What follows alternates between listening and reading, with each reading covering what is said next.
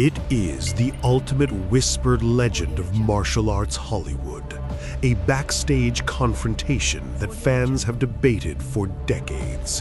What happens when the cinematic master of deadly bone-snapping Aikido steps onto the mat against the Godfather of Grappling? Can the elegant, redirected violence of Steven Seagal survive the terrifying, suffocating reality of LeBell's Catch Wrestling and Judo? The cameras are off. The stunt mats are cleared. Let the simulation begin. The origins of Steven Seagal. Before becoming a ponytailed action icon, Steven Seagal was a highly serious martial artist forged in Japan. As the first foreigner to operate an Aikido dojo in Japan, he earned a prestigious 7th Dan black belt. Seagal's Aikido wasn't soft or meditative. It was brutal, fast, and designed to permanently neutralize threats. Bringing this unique style to Hollywood in the 1980s, he revolutionized on-screen combat. Instead of trading punches, Seagal dispatched enemies in seconds with devastating wrist locks, joint breaks, and violent throws, using an attacker's kinetic energy against them. His origin is that of a purist who weaponized leverage, building an empire on the image of absolute, untouchable invincibility. The origins of LeBell. In total contrast stands Judo LeBell, universally recognized as one of the toughest men to ever live. He wasn't playing a tough guy, he was the legitimate enforcer of the martial arts world, holding a 10th degree red belt in Judo.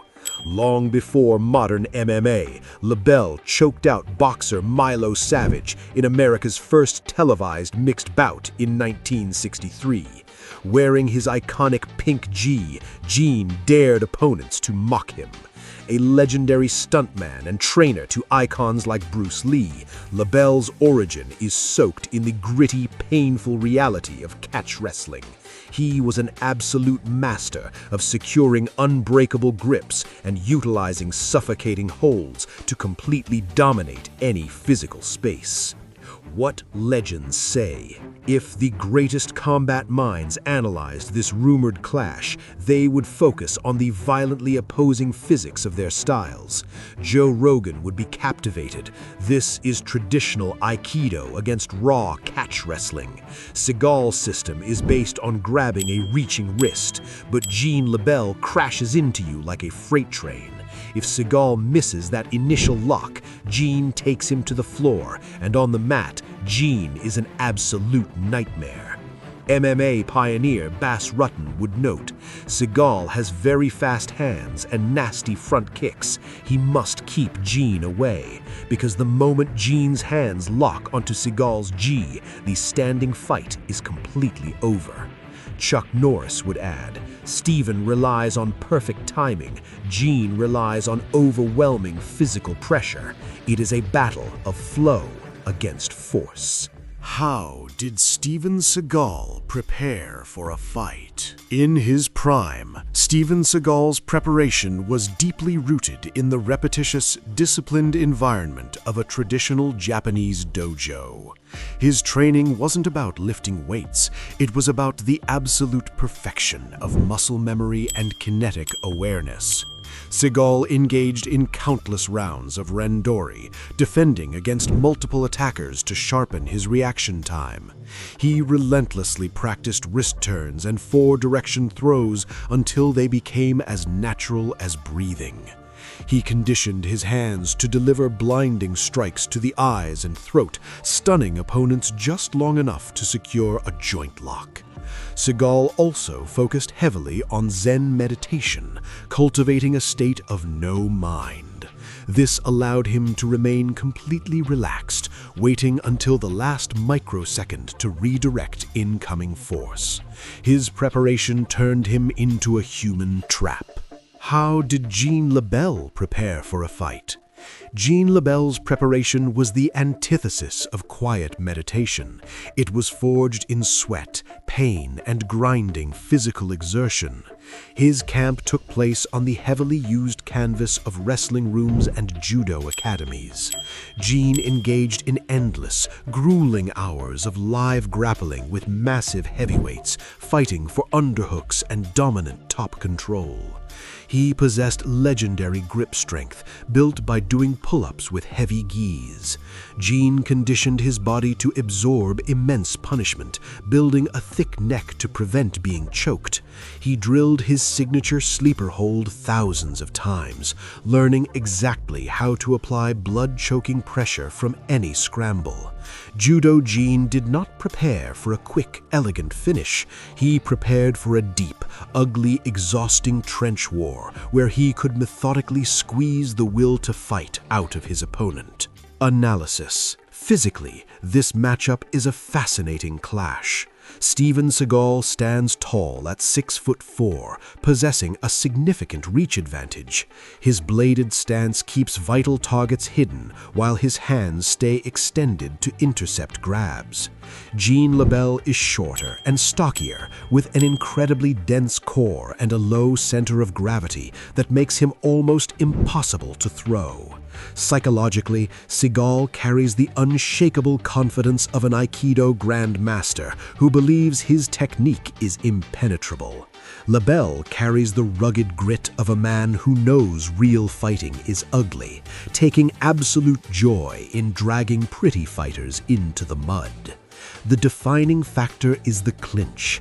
If Jean gets a solid grip on Seagal's gi, Seagal enters Jean's world.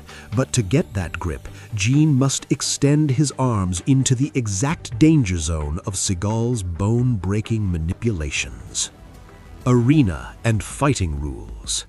To capture the essence of this legendary Hollywood rumor, the simulation takes place after midnight on a massive, abandoned movie studio stand stage in Los Angeles.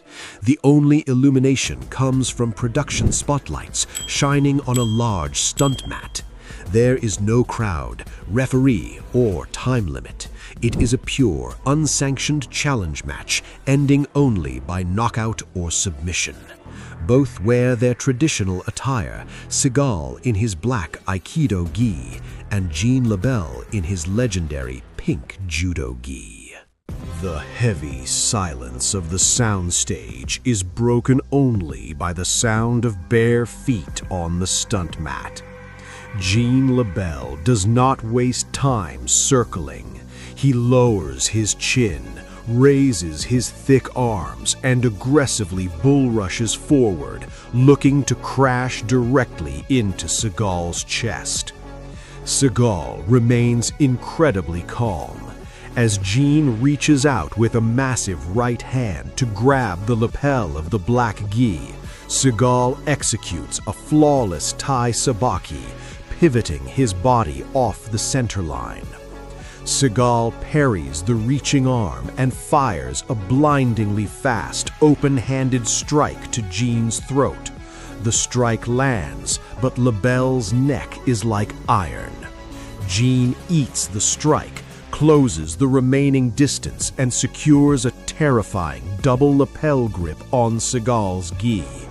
The Aikido master attempts a desperate wrist lock, but Jean's physical strength is simply overwhelming.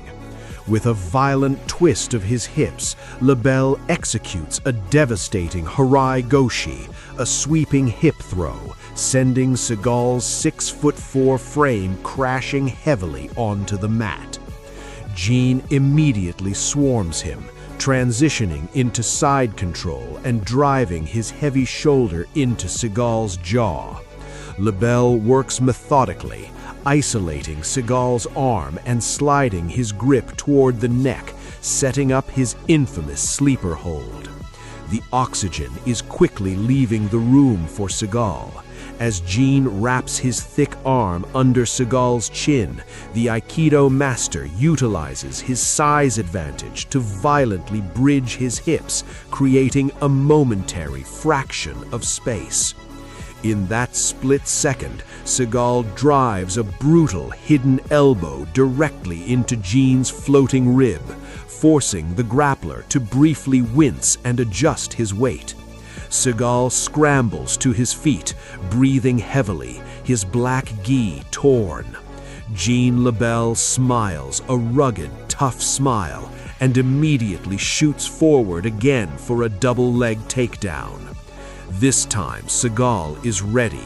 As Gene lowers his head and extends his arms to grab the legs, Seagal perfectly times his signature devastating front snap kick.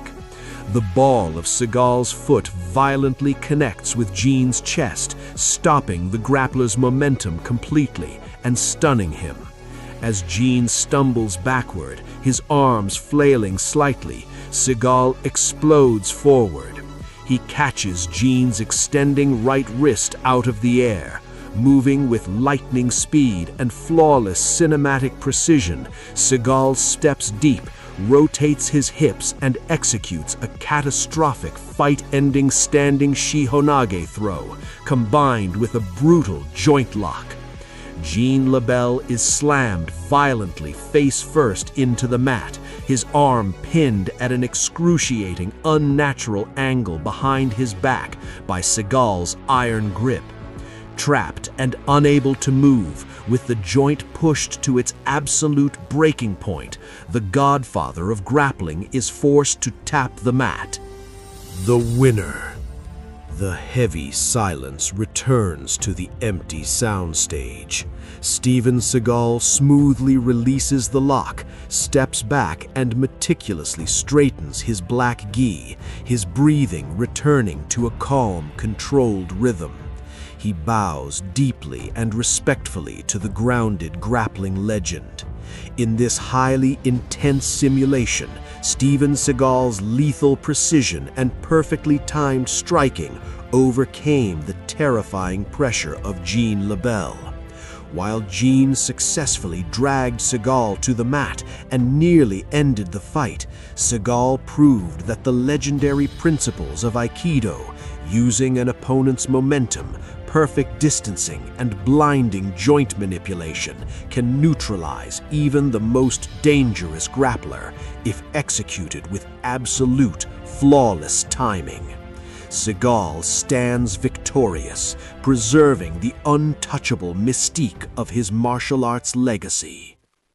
It's your turn. What an explosive dive into Hollywood's greatest martial arts rumor. Do you agree with this outcome, or would Gene LeBell's sleeper hold have ended it? Drop a comment, hit subscribe, and leave a like. Next up, the ultimate heavyweight knockout war, Mike Tyson versus Butterbean. Stay legendary.